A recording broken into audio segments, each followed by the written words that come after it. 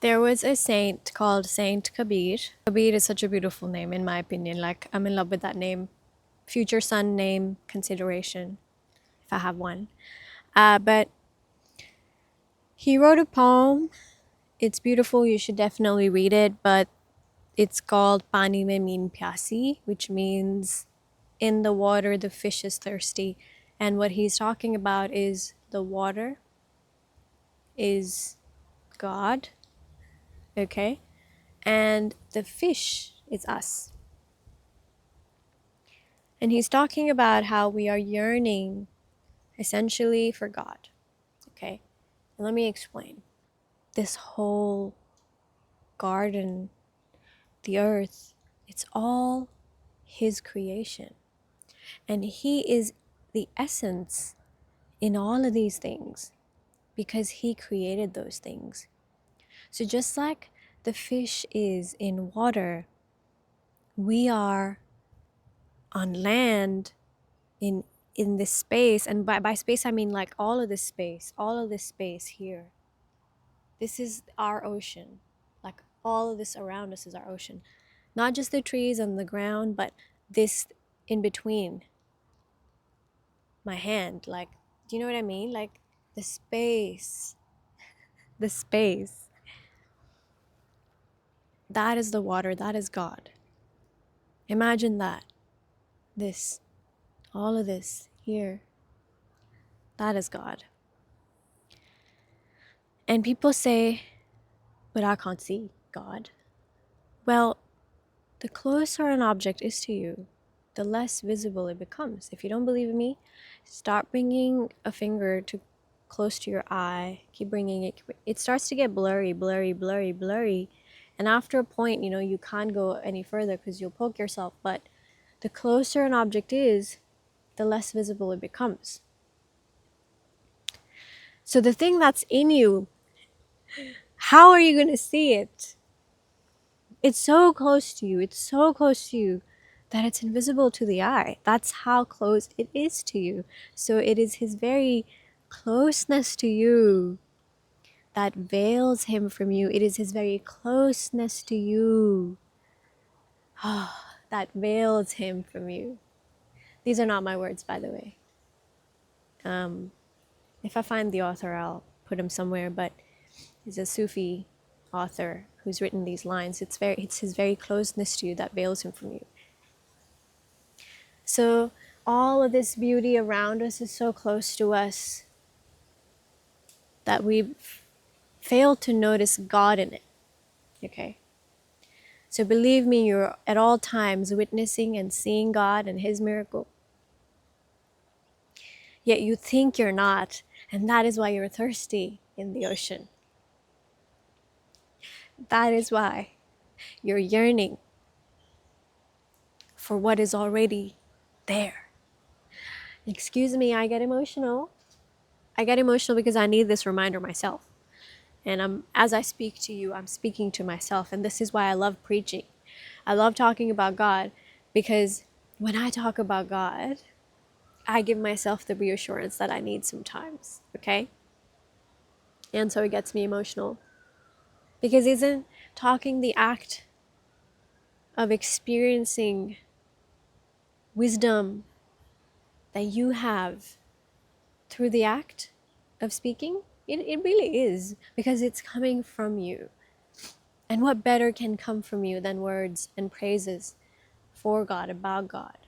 Think about it. He that is ever present and everywhere. So don't be the fish thirsty in the water. Witness the water. I'm so itchy, guys. I'm sorry, but I do have hay fever and I am outside and I do have hair that just keep like sort of coming in my face. So I'm sorry about all the itchiness. But anyway, God is ever present. He's everywhere.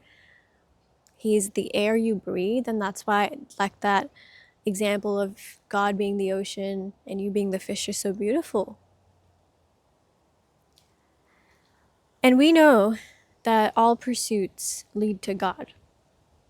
For example, and I love giving this example, say you are a physicist and you're studying physics.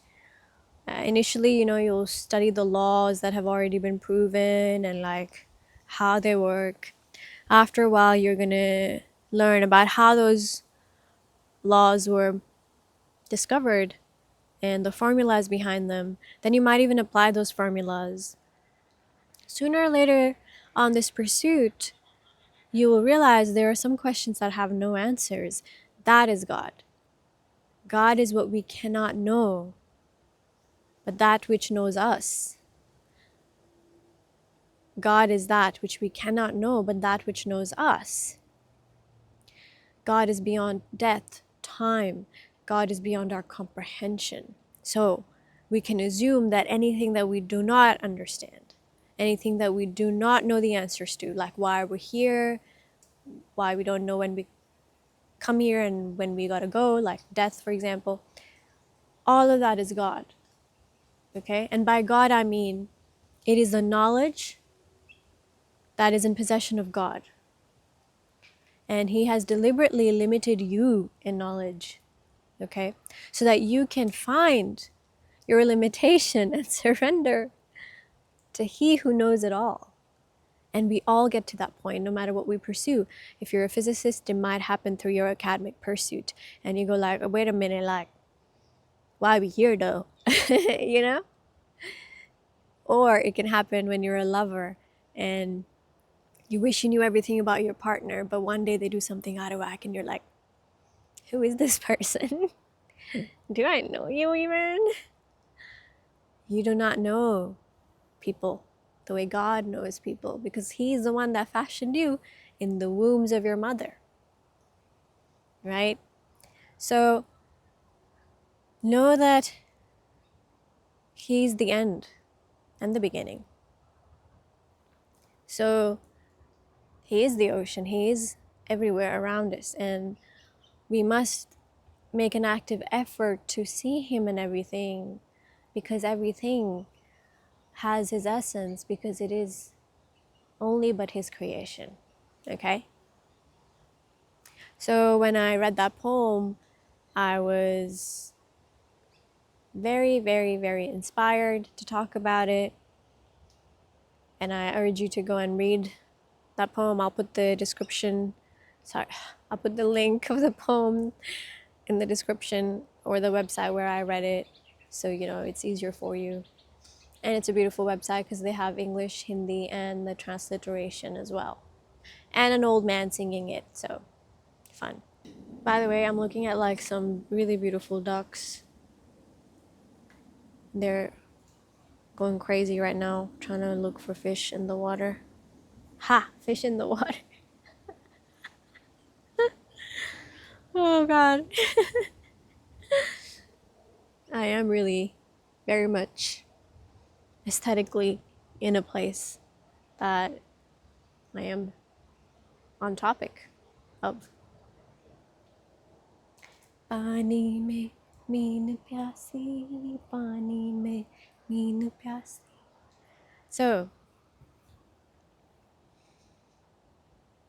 now that I've answered why you can't see God and how we know He's everywhere, I hope you will make Him ever present in your life, and I will see you in the next one, okay?